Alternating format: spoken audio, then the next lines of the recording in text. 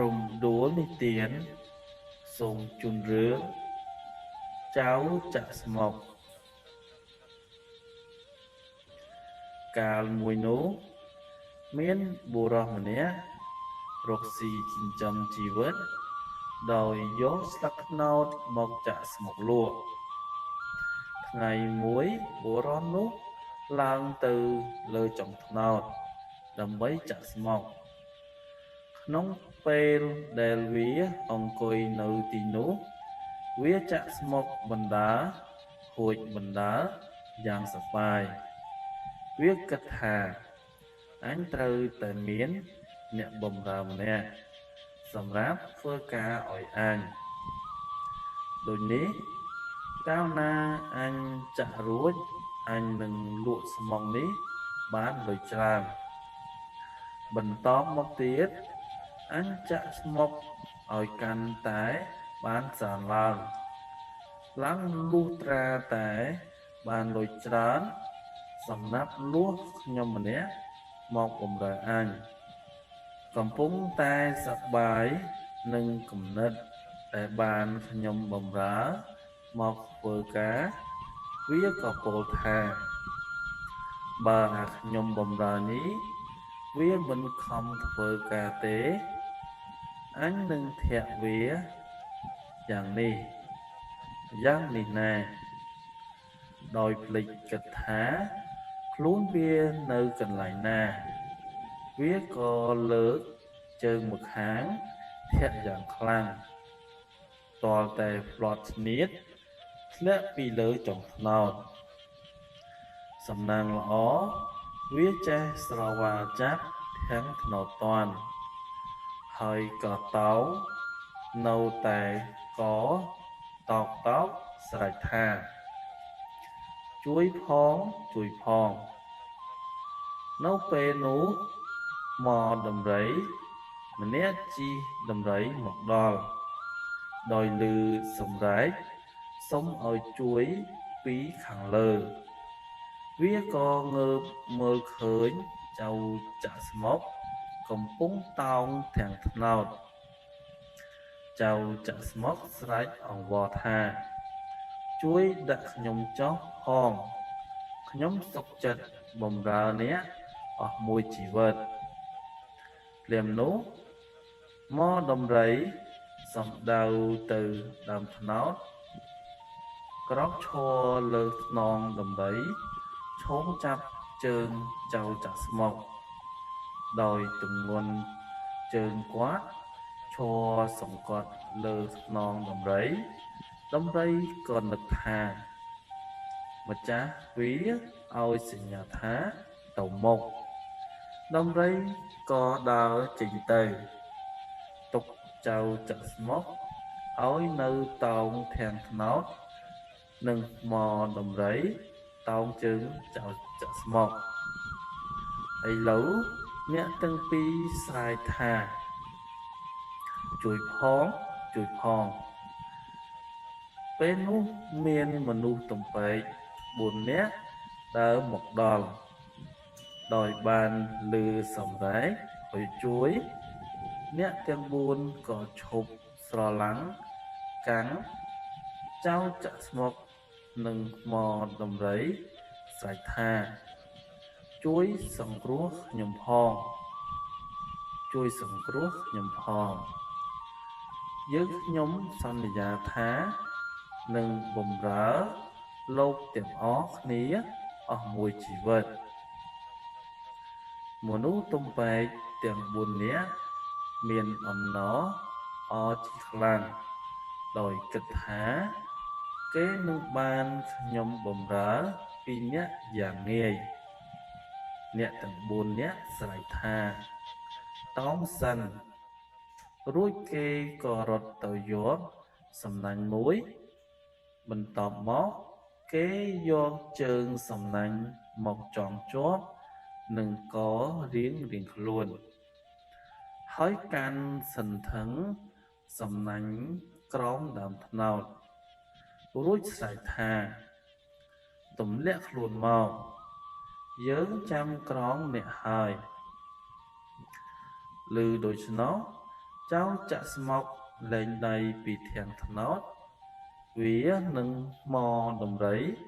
ក៏ទម្លាក់ខ្លួនមកចំកណ្ដាលសំណាញ់ទម្ងន់វានឹងមកដំរីធ្វើឲ្យមនុស្សទំពេកទាំង4នាក់ងោកទៅមុខរៀងខ្លួនបាល់ទាំង4ក៏ចូលគ្នាយ៉ាងខ្លាំងធ្វើឲ្យបែកក្បាលស្លាប់ភ្លាមទៅរីឯចៅចាក់ស្មុកនិងមកដំរីក៏ដើរចេញទៅដោយឥតគ្រោះថ្នាក់ហើយសាងសងគ្នាយ៉ាងសប្បាយតរៀងទៅ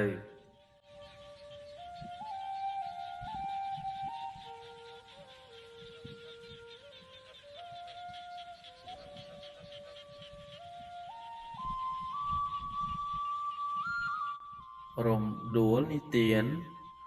សូមជូនរឿងបងថ្លៃនិងប្អូនថ្លៃមានមនុស្ស2នាក់ជាបងថ្លៃ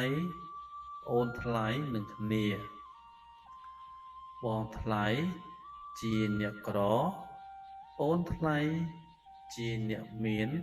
ទ្រព្យសម្បត្តិស្តុកស្តម្ភថ្ងៃមួយឪពុកក្មេក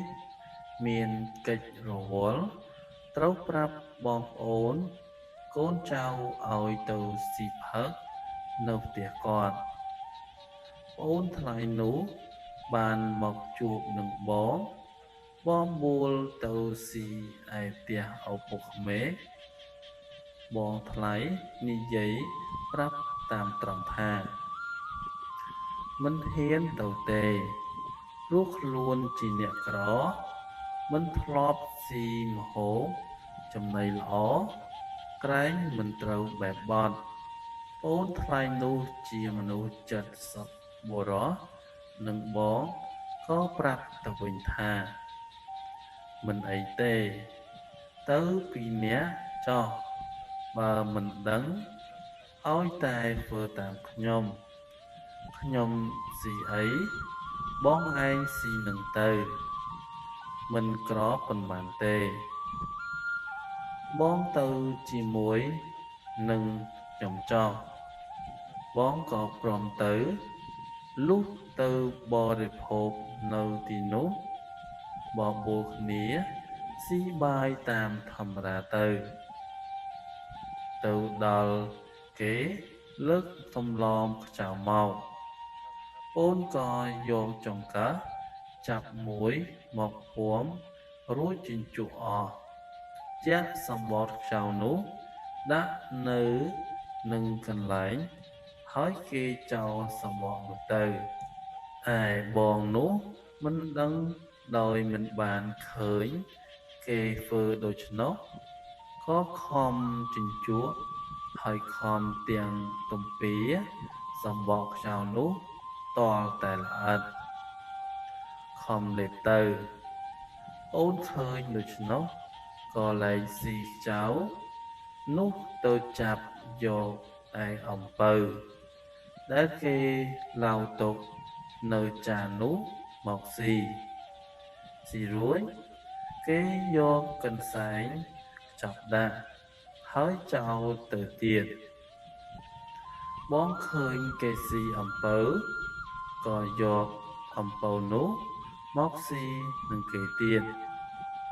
ខំទំពាអំពៅទាល់តែអត់ការលេបទៅទៀតអូនលែងស៊ីអំពៅវាទៅស៊ីសម្លមីស៊ូទៀតទៅតែនឹងពំចូលក្នុងមាត់នឹកឃើញបងស៊ីអំពៅទាំងកាសនោះហើយអស់សំណាចទប់មិនឈ្នះក៏ចេញសំឡេងមកឮតែខឹសដោយហេតុខ្យល់ទប់ខឹសនោះមីស៊ូវាស្ទុះឡើងទៅចូលឯរុនច្រមុះទាំងពីរចេញមីស៊ូនោះមកក្រៅដោយអំណាចខ្យល់បងថ្លៃឃើញដូច្នោះក៏ចោលចង្កឹះនៅក្នុងចានថា ទេលែងស៊ីហើយស៊ីឯទៀតធ្វើតាមសូម្បីខ្ចៅអំពៅទាំងសម្បកទាំងកាក៏ស៊ីបានទាំងអស់ដល់វាសួរភ្លុកនឹងច្រមុះដូច្នេះធ្វើតាមមិនបានទេអូនឯងស៊ីតែឯងចោះបងលែងស៊ីហើយស៊ីទៅទៀតមិនកើតទេការនិទានក៏សូមចប់តែប៉ុណ្ណេះឯងរាល់ពាក្យពេចន៍កំហុសខុសឆ្គងក៏សំខាន់តែអភ័យទោសសូមជួយចុច Subscribe និងកណ្ដឹងដើម្បីទទួលបានការនិទានរឿងថ្មីៗសូមអរគុណសូមជម្រាបលា